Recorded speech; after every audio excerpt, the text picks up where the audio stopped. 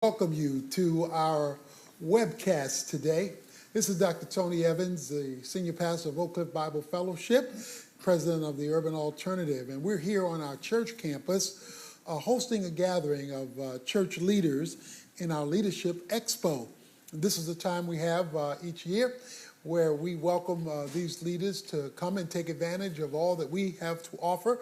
These are men and women who've been exposed to our ministry nationally through the Urban Alternative and want to partake of our desire to serve them in taking what God has given us here in Dallas and making it available to them for use in their own ministries through the various ministries of Oak Cliff Bible Fellowship and the Urban Alternative. But we're happy today to be welcoming also our guest on this webcast where we're going to talk about the benefits of church-school partnership. If you followed our ministry for any length of time, you know that that is a major thrust that we're pushing across the nation, and that is the adoption of schools in order to reach the young people who are at risk and their families through mentoring, tutoring, and family support services that those churches and ministries are able to provide. There are at least 3 churches at every public school in America. And so if you create a dating service between those ministries, the school, and their families, that's church, school, and family, that's the hub of any community. And so one of the best ways, in our view, to reach a community is through that kind of partnership. And you really don't have to create anything new. You just have to create a dating service. And you connect them for maximum impact. And given the breakdown of the family, the needs in our families, the amount of children who are growing up without a solid nuclear environment in which to grow, and the fact that now schools are inheriting not only the academic responsibility, but the social services because of the needs in so many of these homes. This is a way that God's people can become mothers to the motherless and fathers to the fatherless in a tangible, visible, verifiable, validatable way. So we want to welcome all of those who are following us on the internet, as well as those who are already gathered here for our Leadership Expo. And I'm going to turn it over to Charles Wolford. Charles Wolford is our pastor of outreach here at Oak Cliff Bible Fellowship. He oversees the social outreach ministry, which we call the Turnaround Agenda, that services the 50 schools that our church has adopted here in Dallas. And he's also one of our trainers nationally with the Urban Alternative when it comes to training other churches and ministries on the Church Adopted School Partnership. So, Charles, we're going to turn it over to you and welcome. Well, thank you, Dr. Evans. Welcome to this webcast. We're so excited that you have joined us and will be participating in this interesting conversation of the benefits of partnering with schools. As you are following us, we want to encourage you, if you're following us along the web, to follow us on Twitter at #ChurchSchoolPartnership. Again, that's #ChurchSchoolPartnership. So we'd encourage you to send questions and to follow us along and give us comments. The audience will be participating as well a little bit later with giving us questions that we will be able to respond to. But let me introduce our distinguished panel that will give us some opportunities just for discussion. To my right is Dr. Tony Evans, of course, the founder of Oak Cliff Bible Fellowship Church, the president and CEO of the Urban Alternative. We're so grateful for you being here today and can't wait to pick your brains and get some nuggets about why this ministry started. We also have Suzanne Trahan, who's a friend of the ministry and is doing just some outstanding work with Reach for Hope. And so we're excited about you being here. We know that her heart burns for this ministry. She and her husband are co-founders of Reach for Hope, and we're just excited about their participation being with us today. So welcome, Susan. We're excited that you are here. And then, of course, Bob Brunick, who is here with us. We're excited that you're here, Bob, as well. Bob, former NFL Dallas Cowboys great. We're excited that you're here to participate with us. Bob Brunick is also the chairman of his elders board at his church, and we are just elated that you have joined us. And let me start with you, Dr. Tony Evans, as far as an introductory comment. Tell us why you believe there are benefits of churches partnering with schools. Well, first and foremost is we have seen it in our own environment. This started, 28 years ago or so when we adopted our first public school located about a mile from our church because they were having truancy problems and academic concerns and family breakdowns and some gang activity. So we just sent some men over there to walk the halls, to interface with the students, to be there at lunchtime. And the principal told me there was a major shift in the atmosphere of that school by the church's mere presence. And when we began to see that, and when we began to look at some of the services that the church could offer these young people and their families, and began to invest in that school, we began to see the whole atmosphere of the campus change, and it created an outreach opportunity to the families who are also part of the community. So that principal got promoted to be head of the district. The district was 18 schools. He called me up and asked would we adopt the whole district. Wow. So one school became 18 schools. Long story short, that became over 50 schools where we have some presence with mentoring, tutoring, family support services. And as our church grew, and as the services of our church grew, then the school became a natural conduit to focus a lot of that attention, because it's a built-in constituency that also opens up the opportunity for the gospel. And so we've learned through trial and error how to codify it, how to use it as a mechanism, and now we're seeing churches around the country take this initiative. In fact, we have some towns where all the schools have been adopted by the churches. Wow. And so I'm seeing this as a major, it's really good works, opening up an opportunity for the good word, the gospel, and when the two are blended together, it gives the church a social outreach, a spiritual outreach, and a community impact. That's awesome. So then the local church being the context for really understanding the principles of Churches Benefit School. So there's many people who've come and been trained in this concept as well. And so of those, both Bob and Suzanne have been a part of that. Suzanne, share with us your work with regards to adopting schools. Well, 5 years ago, my husband and I just sold our business, and we were serving the homeless. And we were looking around for children in this area of South Dallas, pretty impoverished area, and said, where are the children? Where are the children? No children. So we started asking people, where are they? Well, it wasn't safe enough for them to come out. So we, on Saturday, started going down and popped up a tailgate tent and just with some friends of ours from church, said, let's go out, let's just go. So we played praise and worship music. We had a Bible study and a craft for the kids that day for whoever showed up. First day, nobody showed up. Next Saturday, 4 children showed up. Weekend after weekend, it just grew to not only children, but to moms and grandmothers and so forth. And so that has transitioned from us just going to a lot, literally to be there and love on children and meet basic needs that they had, to an after-school program where we have adopted 2 schools. And so I guess maybe in the not traditional model of actually having a physical church in the neighborhood, we have brought people to be the church in this neighborhood.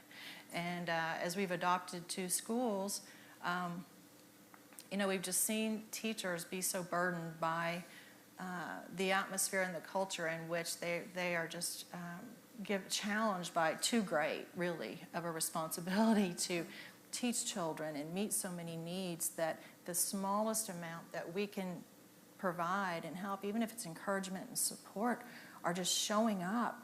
One-on-one tutoring, we've seen the benefits. We've received the benefits, and we've seen them receive the benefits. Wow, that's awesome. Bob, as the chairman of your elders board, you all attended training, and you have taken this ministry and done some implementation of that. Talk with us about how you and your church made that decision to start adopting schools, and what are the benefits that you've seen from that, Bob? Yeah, and I might add, too, that my orientation is I've been a member of Tony Evans Ministries, the Urban Alternative, for over 30 years now, and I've watched this evolve in theory around the country, but had not participated in directly. But it turns out that my church that I attend, Fellowship Bible Church Dallas, is right in Midtown Dallas, and it sits right on Central Expressway. And on the west side of Central Expressway are many millionaires. It's one of the wealthiest zip codes in America. But on the east side of Central Expressway are 10,000 refugees and 50 languages spoken, and people coming and going from many, many countries, and a lot of poverty and a lot of social stress and a lot of economic stress. So we didn't have to travel far to find it. And there's a high school centered right in the middle of that neighborhood that I'm describing. So as it turns out, we had an interest in that school, in that neighborhood. You know, you ask the question as a church, if you ever left the neighborhood, would they care? You know, Right, so right. we ask that question regularly. What are we doing in the neighborhood to make a difference? And so we have a unique challenge with that kind of population next to us. And so to sort all that out, we, some of the members of our church, and me too, we came and sat through an orientation conference here a couple of years ago just to get that started. And we're now into the second year of it, and we've had, I think, really good success with it. We're seeing already an impact on the school and the difference in the principal and the way he thinks. And for us, too, as a church, to be able to turn and say, hey, we're doing something significant in the neighborhood. It's not without its challenges. I think in our first year we had 25 or so mentors and maybe 60 mentees. That's kids. And so how do you work that out? Is it on campus, off campus? But it turns out some of those kids were already going to our church, and now there's more. Yeah. And so, and there's more parents coming as a result of that. So we're seeing it begin to get traction. It's just an awesome process. And so that's how we've been involved. Well, you've heard Dr. Evans mention in America there's over 350,000 churches, which represents about 19,000 school districts, another 98,000 schools across the country. So the question is, if a church is interested in partnering with a school, what's the starting point? And I'm going to direct that to you, Susan. Where would a church and an organization, where do they start? You know, the way we started with schools is as we receive donations, or as our children said, you know, we're doing an art project at school, but Joe and Sue and Zanaya aren't able to participate. And I would question why. Well, they don't have the materials. And so they're sort of shoved to the side and they color. Now, we might be doing a science project over here that's fabulous, and they're coloring, and that just broke my heart. That something so simple, a need that could be met so simply, was not, really just for a lack of awareness. There's hundreds of people who would have met that need, but they just didn't know it existed. So we simply went and met with the principal. We just called and asked for an appointment. It was very simple, and said, we are people here who love children who go to your school. We are very interested in supporting you and serving you and encouraging you in a way that you need, not in some way that we come forward with, but in a way that's meaningful to you. Can we come have 15 minutes? And that's really how it started with us. We went and we had 15 minutes, and let me tell you, there are so many needs, and they are so grateful to have someone who cares, and really who will just show up and listen and encourage and provide the simplest of things. That's great. And Bob, to you, your church got started. How do you begin to vet volunteers and get them engaged to see the vision of the importance of a church adopting a school? What did you guys do to get your church and your membership engaged in that experience? Yeah, and I will tell you at the beginning, it has a sense of being a little bit daunting. Sure. It does. And because you just, what do you do? How do you, what are the first steps? And they can be as simple as what Suzanne is describing. But the beauty of it is this conference is put on by the National Adopt a School is just fantastic. And there's a book, and it tells you exactly how to do it and go forth, and gives you plenty of ideas and a pathway and a track to run on. And how is it you gather? How is it you orient? How is it you orient the mentees? How do you talk to the principal? All these things are out there for our use and resource.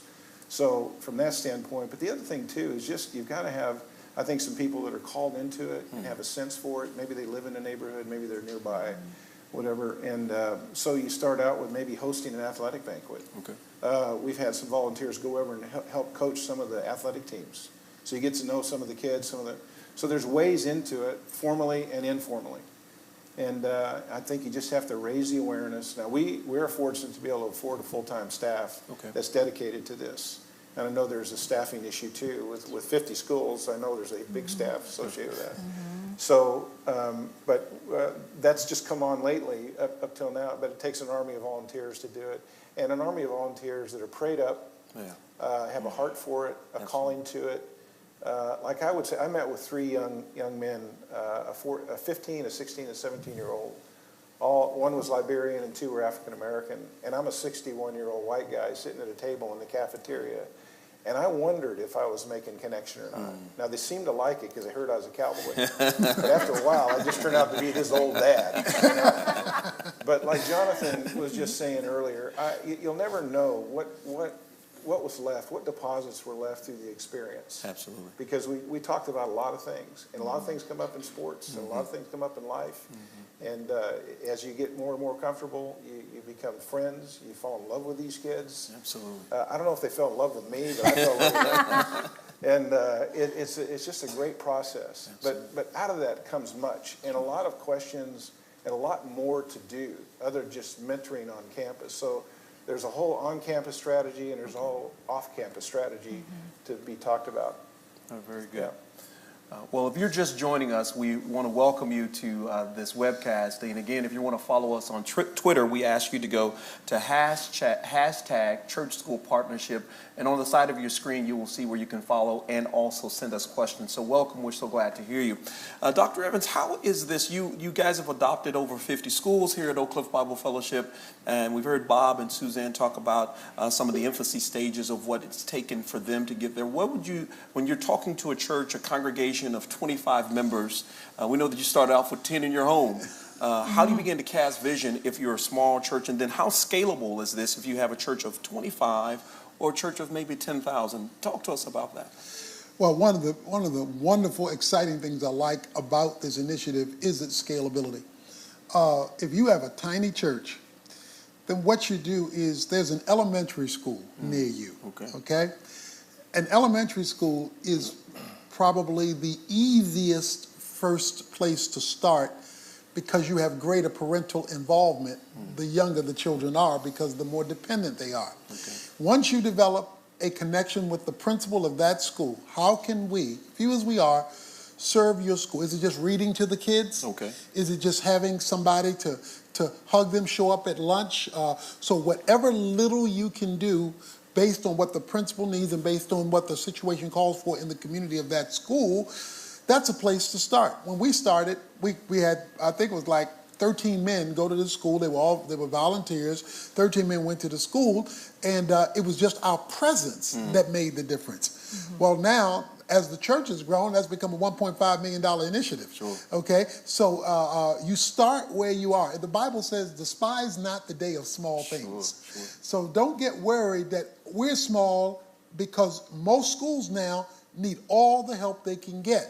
And because so many of these kids are coming from dysfunctional homes, single parent homes, they just need the image of something different. A big biblical word here is the word hope. Hope is joyful expectation about the future. Hope means where I'm going is better than where I've come from and where I am, that my tomorrow is going to be better than my yesterday. If you just have somebody who can give a kid hope in spite of the circumstances they can't change, so that they see the potential of a greater future, then you've given them something that money can't buy. And that as more people get involved, as the church grows, you built a relationship with the school, they know you, you know them, and so that whole ministry can grow simultaneously. That's great. So then let's talk a little bit about volunteer and staff participation, of what that really looks like. And Susan, one of the experiences, even coming to your ministry and seeing the boots on the ground, the volunteer and the staff, they get attached to the students that they work with. Talk to us about that. What does that really look like, and how do you express that in ministry and serving when your heart starts getting tugged with this kid who won't let your leg go? They don't want to go home. Tell us about that experience. Right. You know, it's a beautiful thing to watch. People who have a heart to serve and a heart for youth. Children, we have teams that come to our after-school program as well, and some people really are drawn to teenagers too, which I love that. When they come, it is a little daunting, because the children that we see in our after-school program have such a host of burdens, truly, and they have come to a place where the relationships that they've built are consistent enough and loving enough that there's a trust relationship that's built, and so they feel free to share. And so one of the challenges, I guess, with our volunteers is that they needed to know how to respond to that. And Dr. Evans, we came to the training. It has been so valuable to have our leadership team come early in our cycle of our season of doing this, to really get some understanding of how to approach that, and and how to orient volunteers at the beginning so that they kind of know what to expect. Because truthfully, there is some anxiety. If I have been a person, like I'm a business person, and I just feel a heart to go serve, but I've never really done that before, and I've really never done it with a child in an at-risk situation, it's comforting to sort of be, have some armor and to know I need to be prayed up and to know what to expect. And so those are things that we've learned from you. We appreciate so much that you have gone ahead and cut this path so that organizations like ours, who just has a heart, to share and to serve and share Jesus really with children who are least and lost, we have the structure. Yeah, okay. We have some bones to it, you know what I'm saying? And so that,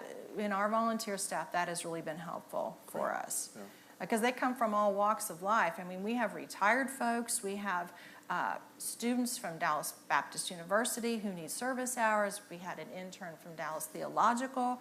We have a restaurant owner, a fireman. You know what I'm saying? These are people who are just from all walks of life, who are bold enough to show up and say, I'll do it. I'll take that step of faith, and I don't know what it's going to look like necessarily, but I'm going to do it. That's great. That's good stuff. It's a real blessing to watch not only how the children are poured into, but it goes both ways, how the adults are too, like Bob was saying. That's very good stuff.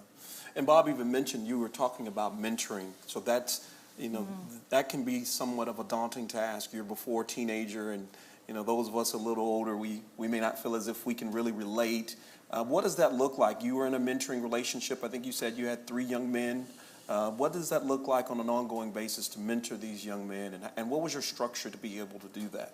Well, there are some topics in this training book that can guide you through that. I mean, whether it's schoolwork, or it's what's happening in their home life, and you got to be sensitive with that, because that can get, especially at first, until you've kind of won the right to be heard. It's not a lot of telling, it's a lot of asking. Okay. And sometimes they don't want to talk, and you've got to provoke that and be creative with that. Other times they want to talk about the things that you not had in mind that day. You weren't prepared. They want to talk about the football game. No, we've got 29 minutes here, so we got, and so your dad face comes on. You go, no, absolutely.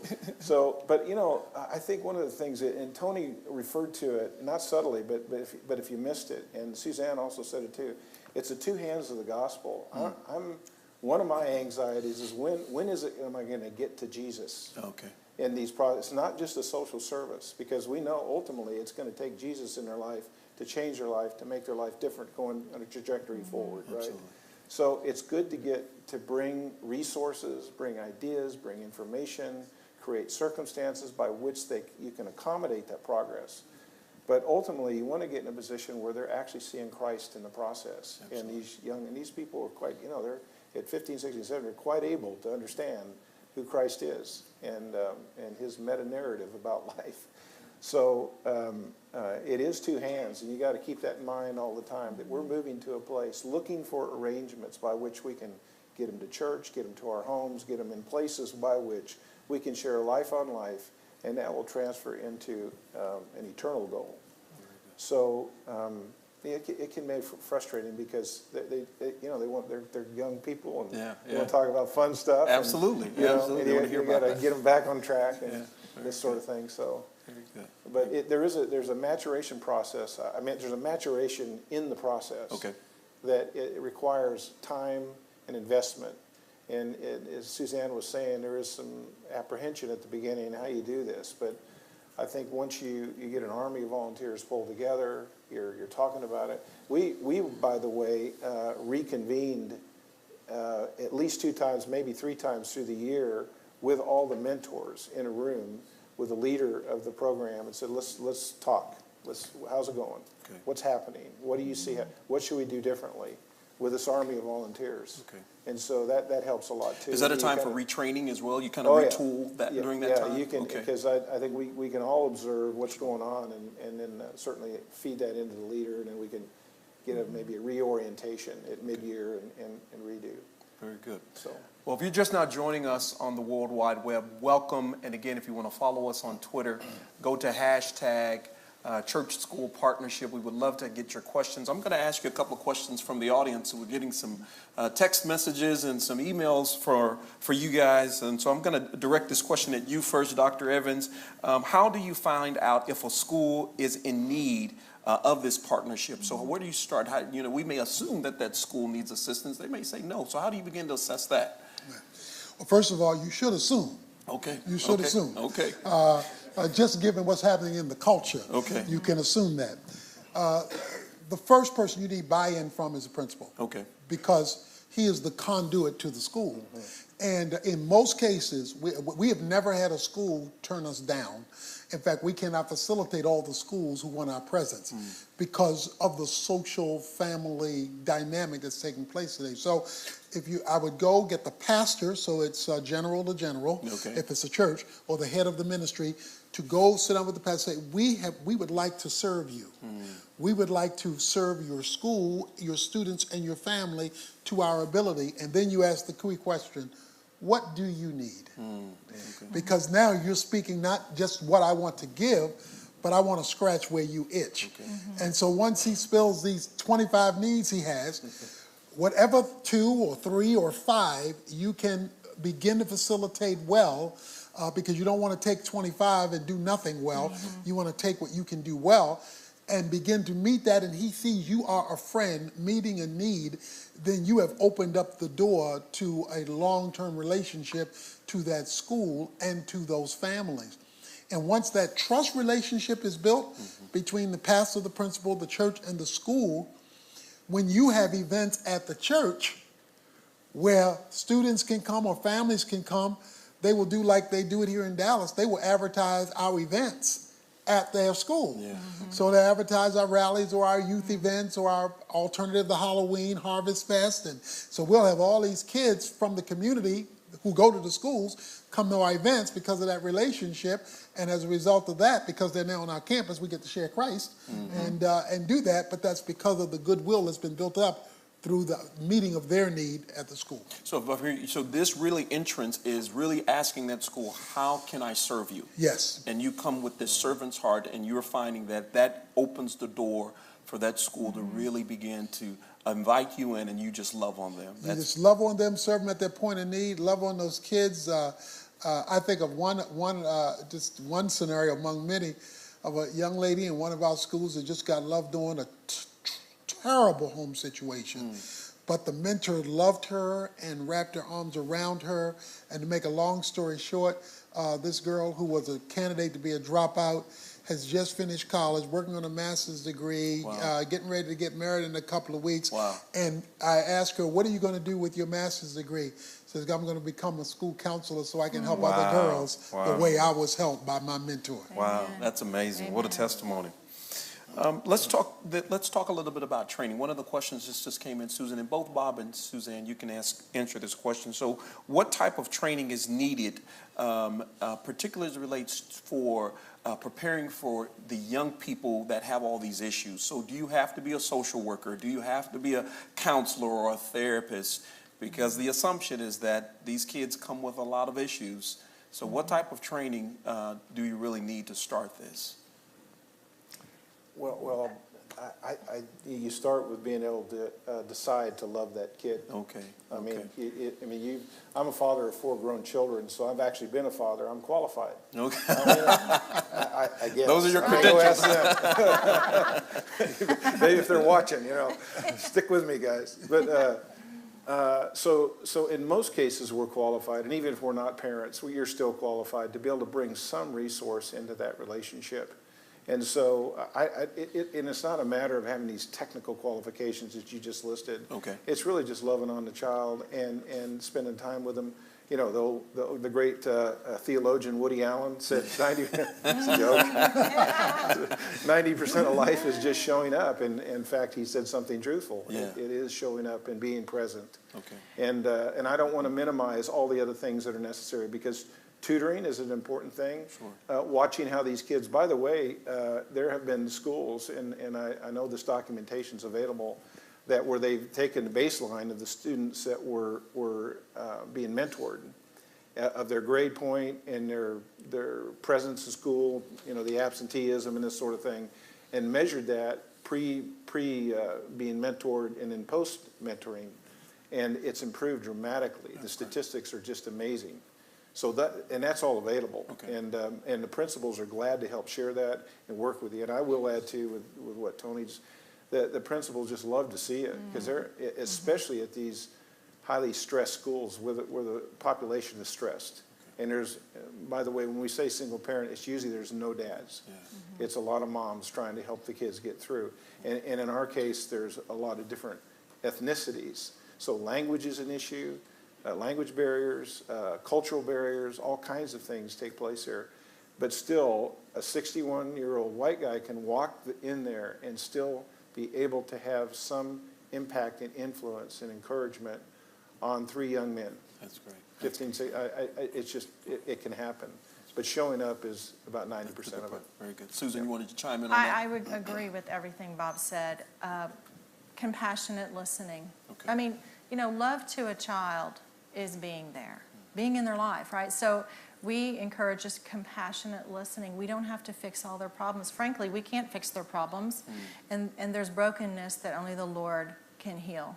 Okay. And so, clearly if there's abuse that they're sharing with us, then there's actually a process for reporting that, to Child Protective Services. And sadly, that is a reality sometimes that we have to do that. And our staff and volunteers know that process.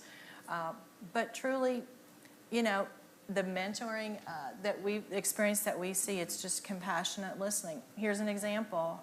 So many I could share, but a first grader comes to the program, and you can tell he's out of sorts.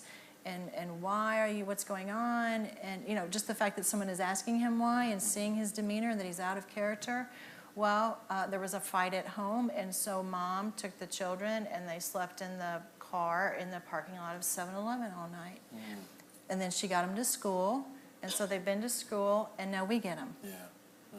And so by then we've had no sleep, and we're hungry. We could care less about math or anything because we're sleepy and we're hungry. And so, we have the opportunity to say, well, would you just want to lay down? Yeah. And they do, and we cover them with a blanket, and they sit right there, and they take a little nap. But, it's not as big and complex, really, as one might think. Okay. Okay. One of the questions gives a specific example of a school district and a city where it's difficult for entrance into a school district or a school without some level of certification. One, they vet your credentials, or they want to know your level of education to be able to come into the school. What qualifies Oak Cliff Bible Fellowship or Reach for Hope or Dallas Fellowship? What qualifies you all to come into a school and do the work that you're doing? So I'll let anybody jump in. What are the qualifications and credentials? And then if that is the case, what would you recommend for this particular school district? Well, first of all, what qualifies us spiritually, which is where we want to start, is that we're under commandment to do good works. Okay. And good works in the Bible are beneficial things that help to improve the lives of others, for which God gets the glory. Okay? In fact, that's a unique Christian word, good works, because it's differentiated from good things. And the difference between a good work and a good thing is that a good thing is positive and helpful, but a good work God is engaged with. And so we're commanded to do good works. But what we do is we're bringing something to the table also that the schools, the kids and their families want and need. Okay. There's expertise in some of the personnel or volunteers that come. There is a heart that cares. There is a presence in the community, because that's why we encourage you to adopt or be engaged in something that's part of the community, so that you are now, like any business may adopt a school that because they want to do something positive in the community. Well, we want to do something positive where we live, work, and play, or at least where we worship. So what qualifies us is our mutual care for the well-being of this community. There's care for the family. Everybody's concerned about family at some level. Because we're caring for the family, that opens the door to say, how can we improve the family life of this child and or their relatives. And so as the church is able, it can offer family services, which improves stability for families, which allows education to be more successful in the life of the kid. So all of those things makes you a qualified good works giver to this scenario. Very good. Very. You guys want to chime in on that? It's hard to prove on that one. Yeah, I know. I I will said say, it all. go ahead, Suzanne. I was going to say, I think Dr. Evans said it all. Really, it's, I think we underestimate what we can bring to children sometimes too. I mean, just showing up in a classroom and having a spirit of excellence upon how we're going to do this math problem. Well, we're not going to quit, and yeah, it's hard, and we're going to keep going. One person can just speak that into a child in that one situation or that one circumstance, and it does have an impact. Sure. I think we tend to minimize things like that, or being organized, or being prepared. And it doesn't necessarily, we don't have to be, rocket scientists to go and to share something meaningful and valuable with these children. And just, that I'm going to, when I talk to you, I'm going to speak to you with respect, and I'm going to look in your face, and I'm going to have eye contact.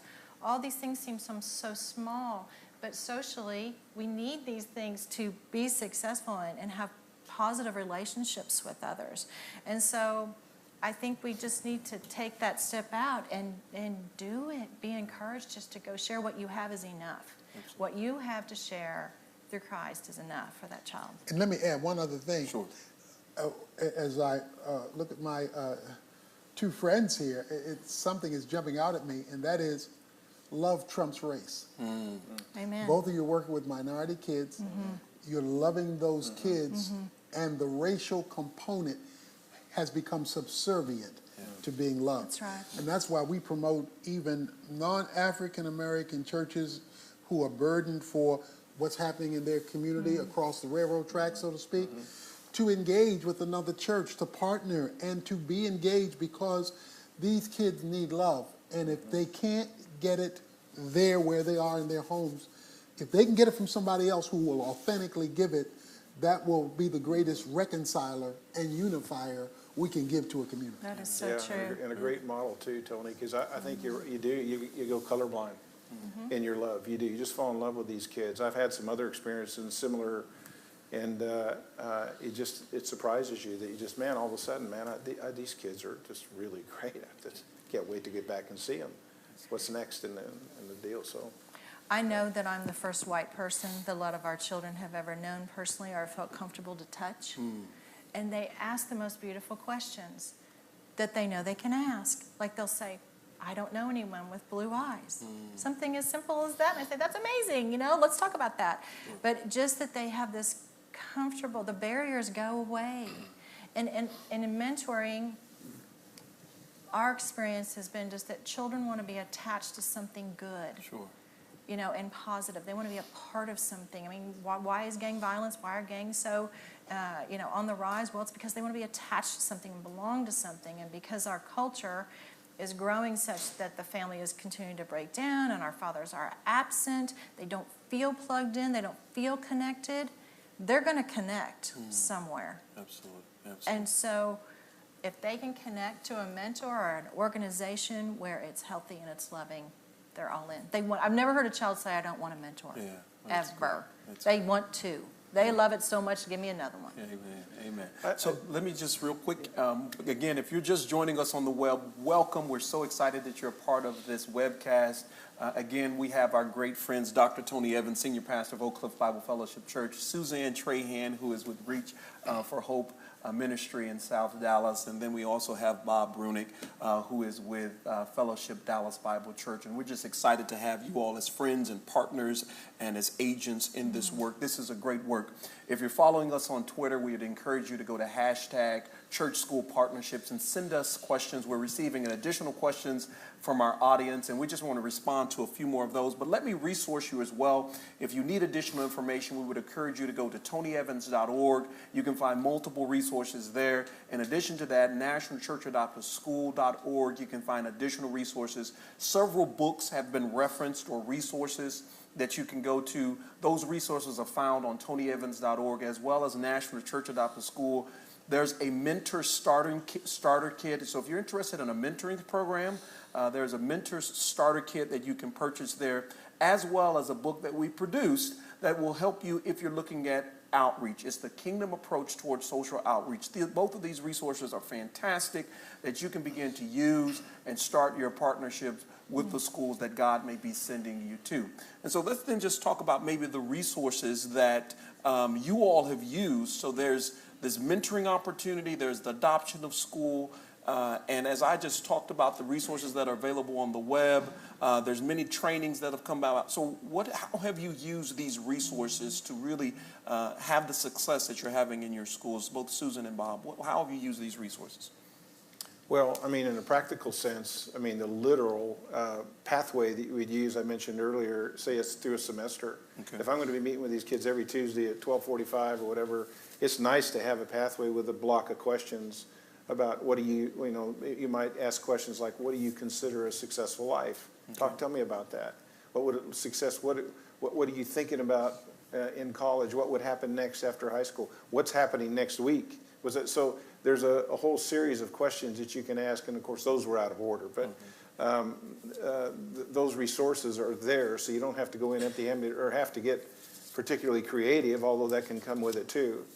So the resources are there, and this orientation, all that we've talked about, is in the book, so to speak. Okay. So then the application, you've used this book really as a guide to really, kickstart your ministry, and then are you using that also as a retraining tool for your volunteers and your staff to use Absolutely. it? Okay. Yeah, we go through it, and they'll get copies of certain sections that's necessary or particular to their mentoring. Okay, very good. And Susan, We've used the same thing, and it really just provides a structure for as you're starting this, you're going to have questions. You're just going to, how often? And, the importance of open-ended questions, for example. I mean, these are things that, when we started, it was 3 adults and 4 children. We weren't this big, well-staffed, financed, church.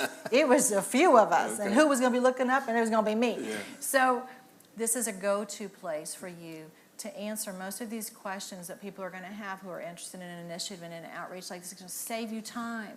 It's going to save you time. It's going to help train people up so that you can really focus on the heart of what your mission is.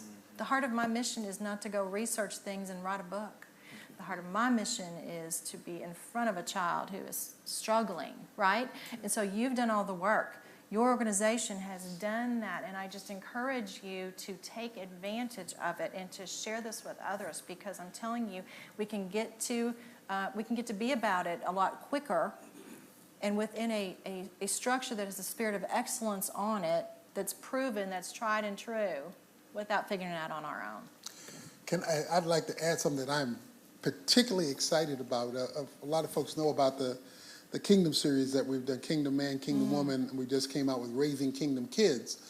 But what I'm really excited about is at the first of the year, we will have mentoring manuals.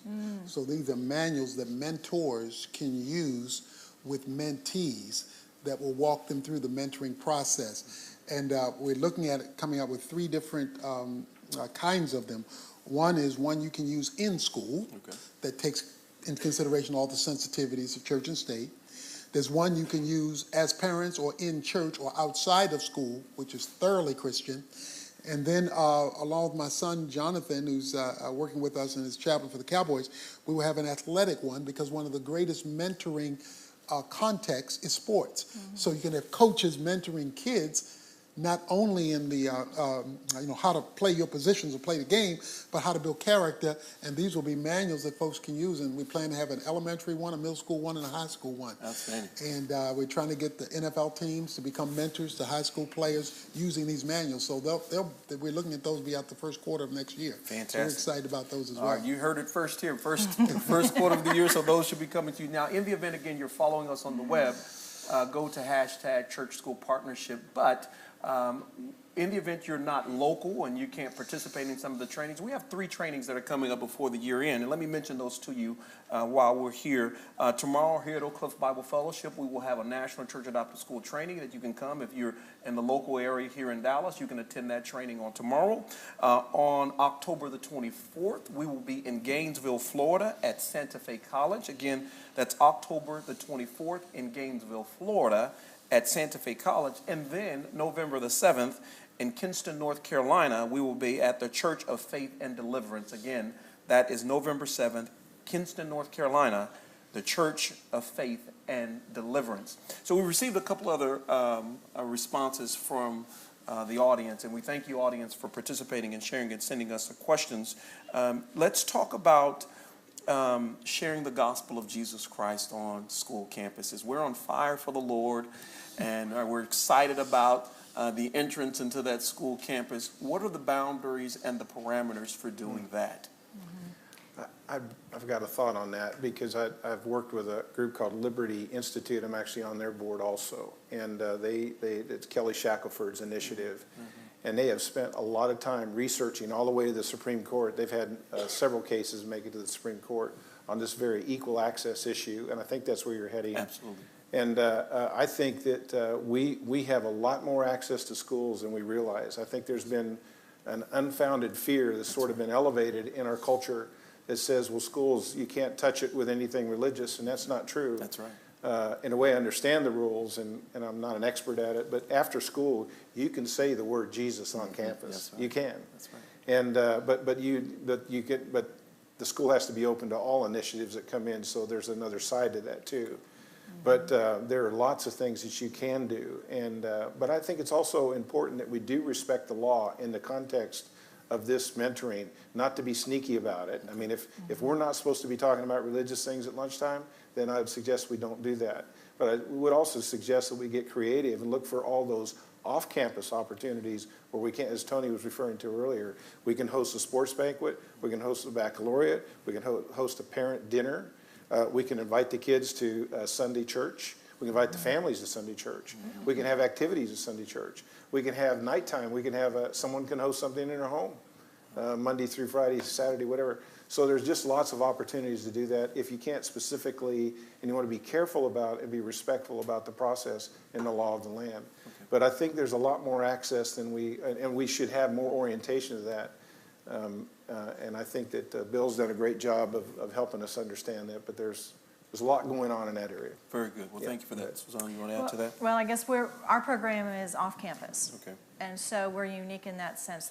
After we left the lot, we outgrew the lot. We went to a church that was not being used, and there's so many churches. There's hundreds and hundreds of churches during the day not being used during that 3 to 6 time slot. So I'd encourage you to utilize these buildings for the glory of God. Dedicate that time, children's time, to God. It's a vulnerable time of day. So we were in a church, so we, of course, could preach the gospel. And then we outgrew that, and we were praying for a larger spot. And what God provided was a recreation center and a gym, a public building.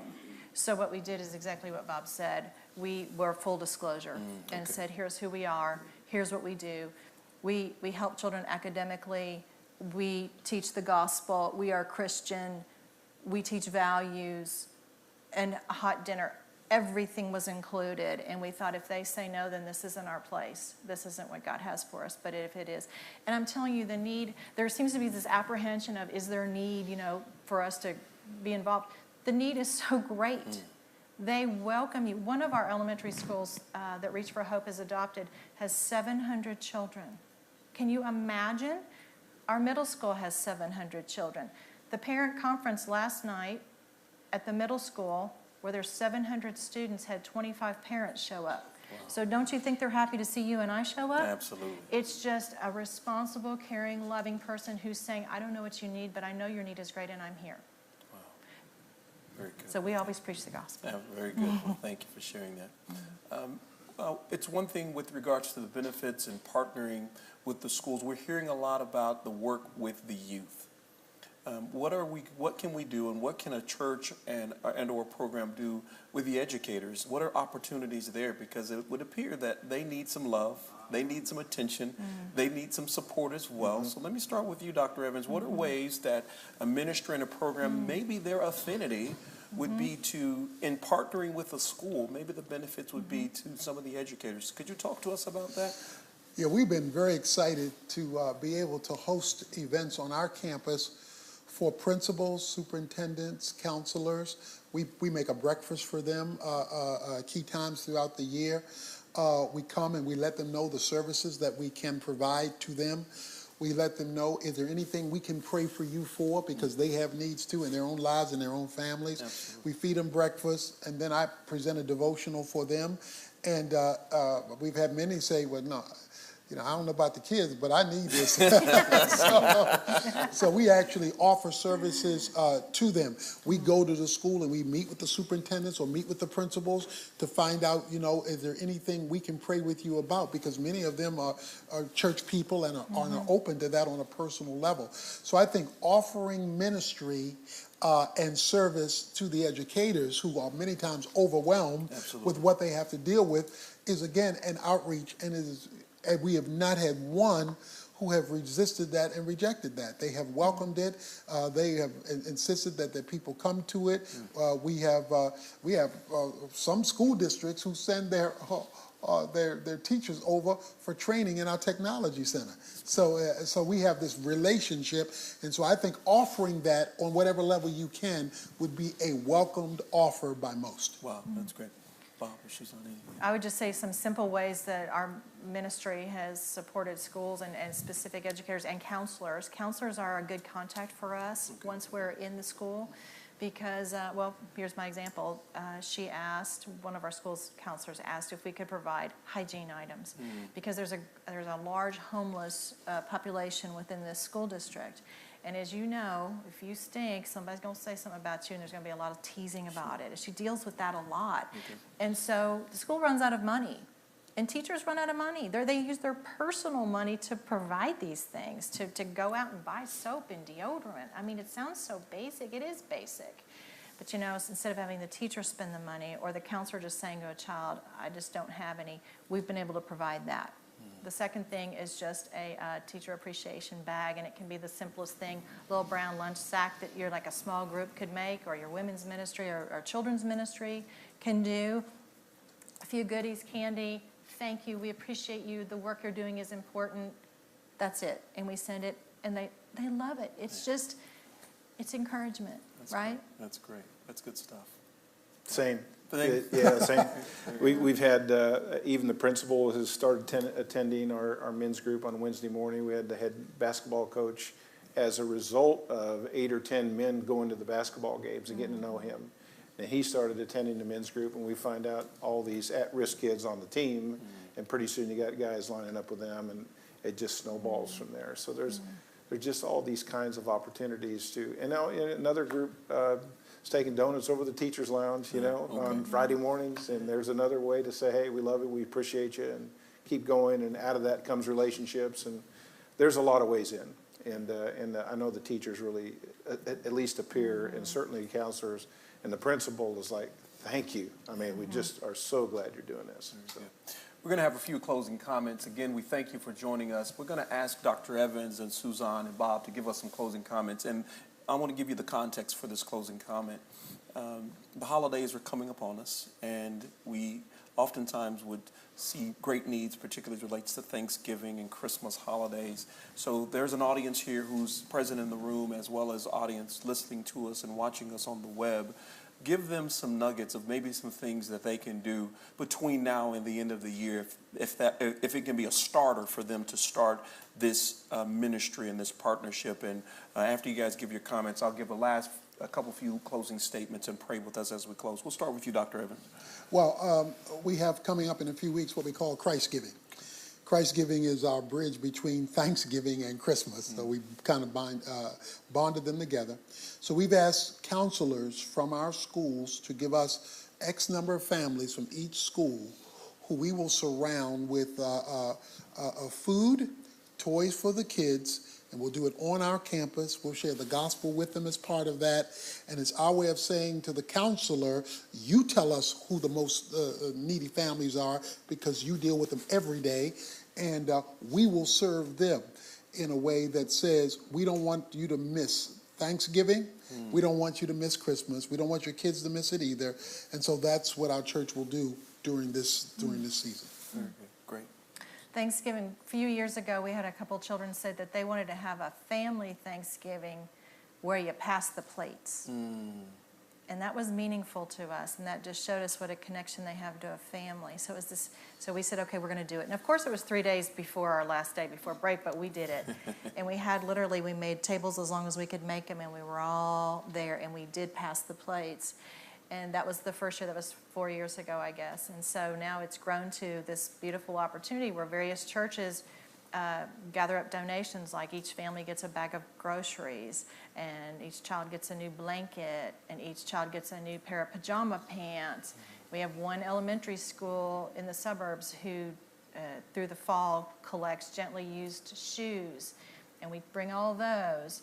And we have these stations, and Chick-fil-A has been an amazing partner with ours, with us. They come weekly and feed our children, just as a sidebar. And when we have events like this, they manage the banquet. Wow. So it looks beautiful, and it's gracious, and the children respond to that. But it's a way for us to bless the children, reinforce that we are family, and then bless their families too. Because it's painful to not have food at Thanksgiving. It's just one of the core things we celebrate at that holiday. It's been beautiful. Been Thanks for beautiful. sharing. That's a good story. Wow. We'll do all of those similar things. We'll have an initiative for Thanksgiving. We actually have a team of people that take food to specific families. In fact, it's not just at Thanksgiving, but it's an ongoing, but that'll be elevated over the holidays in terms of how those families are resourced. We'll have an athletic banquet at the end of the football season, and so, the parents will come on campus. It'll have a Christmas orientation to it, so that'll all be happening, at the end of the fall. Yeah. Well, God bless you all. Thank you for the work that you all have been doing. What an exciting opportunity to serve the body of Christ. We're going to be praying for you all and pray continued success. Let's just talk about the resources that we mentioned a little bit earlier, so that if you want to reference those, we would encourage you to do exactly that. So a couple of web addresses that you want to follow. Let's go to www.tonyevans.org.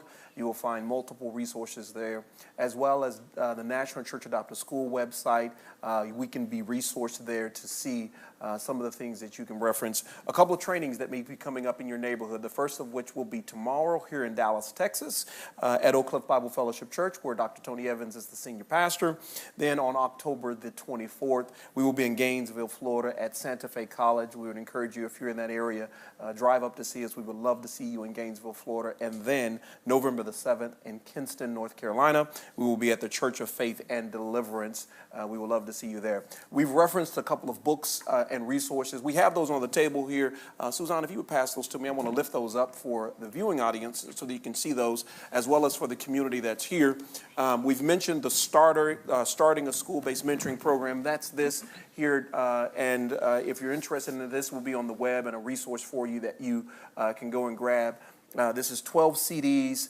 If you're interested in starting a mentoring program, this would be a great resource for you to be able to do that. In this resource are documents, process manuals, logic models, and work plans. It's really cut and paste for the most part. You can take this and resource your ministry to be able to start. Life Under God, another devotional book from Dr. Tony Evans. We would encourage you to look at this as well as on his website. You can do that. And then I've mentioned the Kingdom Agenda Approach towards Social Outreach. This manual as well. In the back, there is a DVD that you can use, and logic models, work plans, process manuals. We would encourage you to purchase this and use this as a starting and a launching pad for foundational work for you. God bless you real good. We thank you for being a part. We're going to ask Dr. Tony Evans to close us out in a word of prayer and blessings to each and every one of you. Let's pray. Dear Father, thank you for the opportunity to serve you by serving your people and having your people serve others. Thank you for using the things that, God, you have allowed us to develop to make it available to others for their own use in their own communities, for their own impact. Lord, it is our desire that God be glorified and that Jesus Christ be exalted, that the gospel be proclaimed, and that souls be saved. And so as we seek to do that together, would you bless every ministry that is here live or that is on the internet participating with this special event, and allow them to make a difference for your kingdom and for your